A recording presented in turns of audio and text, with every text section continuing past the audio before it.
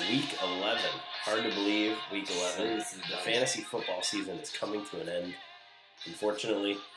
But you know what? We keep playing. We enjoy the weeks, So week true. by week. The 3-7 Little Caesar is hosting the 5-5 Soldier. Now, one quick thought here. Caesar did win this game That's back in embarrassing. Week 1. That's embarrassing. And Chapman got off to a rough start. But I think different fates will happen here. Anyway, Caesar's got Kyle Orton. A little bit of kind of questions of what was going to happen. You want to go ahead and tell the group what you're going to be probably doing here. Well, Nation, what the commission is going to do is if Kyle Orton has any value at all, even if it's one projected point, then the rule is he stays. If he is out of the game or has 0 projected points or injured to the point where he's not playing, then I will, at that point in time, release his worst player on his bench and after pick up the best available projected QB and insert him in the roster. Okay. Do you think it matters? I don't. Okay. Kyle Orton, they were talking that he should be good to go, but I guess we'll have to wait and see on Sunday. It's a late game, so that could throw a little bit of a wrench in things. Anyway, Quit. yeah, perhaps. Soldier, Favre, he's rolling with Favre instead of Ben Roethlisberger against Kansas City. I don't think you can really go wrong with either one of these matchups. Favre has just had an unbelievable season. With a touchdown to turnover ratio, it's been unbelievable. It has been, and a lot of it is because Favre is sweet, and a lot of it is because he's facing single coverage all day because there's 13 men in the box trying to stop Adrian Peterson. 11, but that's okay. It probably feels like 14. Mm-hmm. Yeah, I can buy that. Well, if you go, LaShawn McCoy should maybe have a good week.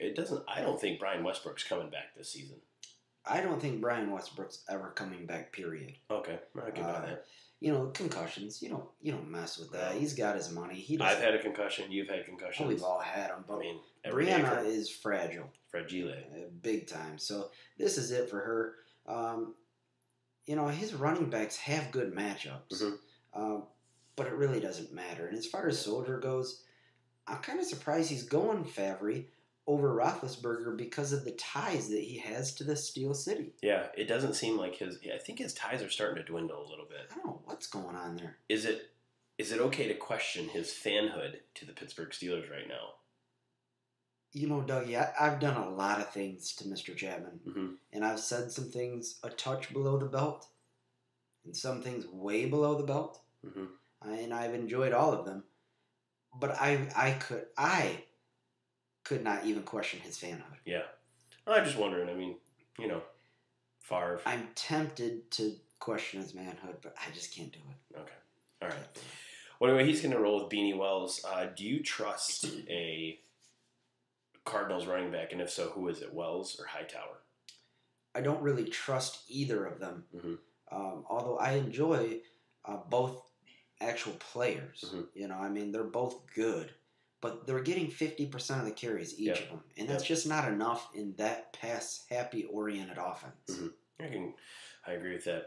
He's going to roll Adrian Peterson. Jericho Cotchery is actually starting to, has his weeks here and there. Yep. Devin Hester is getting a lot of catches, but not necessarily scoring touchdowns all the time, but he's getting the necessary catches, and that's what you have to get. Cutler blows. And Cutler's terrible. Oh, man. He doesn't know. He can't. Maybe he's red-blue colorblind, red-green colorblind, blue-yellow color. I don't know. Is that what you would have given up 2 first-round picks?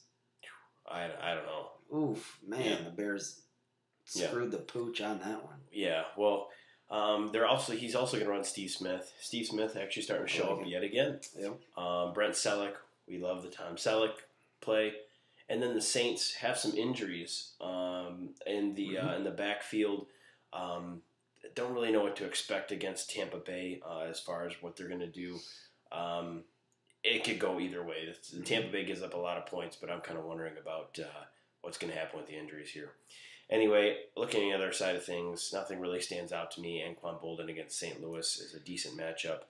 Massaquoi against Detroit, but I don't know who's throwing to him. The same as last week. I mean, we went over this with the Little Caesar. last week. He had great matchups, Mm-hmm. like player versus playing a very weak defense. Yeah. But the players that he has on these teams are third, fourth string guys, so the matchups are kind of thrown out. I mean, he's got Detroit, Chicago, another Detroit, a St. Louis, a Kansas City, another Chicago. These are dream come true matchups. Yep. But the guys that he's got going up against them just isn't good enough. It's just not going to get it done. Yeah. Well, I'm going to take Soldier on this one. Any objections? No, I got Soldier by probably 25, something like that.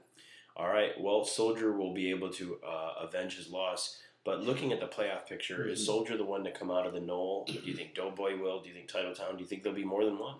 I think that there will be one, as I think the wild card's going to come out of the Shula, or one of the last probable wild card will come out of the Shula. I think it's as tough as it is for me to say this. I think it's Soldiers to lose. I had him pinned as the 12th best team in the 12-man league. Yeah. But I think it's his to lose. And Adrian Peterson, I mean, you can't go wrong with Adrian Peterson. And it's about the RBs in this league, as far as I'm concerned. So I'm going with who has the best RB, and it looks like it's the Soldier. All right. Well, Soldier will roll on to another victory, according to the both of us. I'm Doug. This is the Commish. We'll be right back with our next matchup.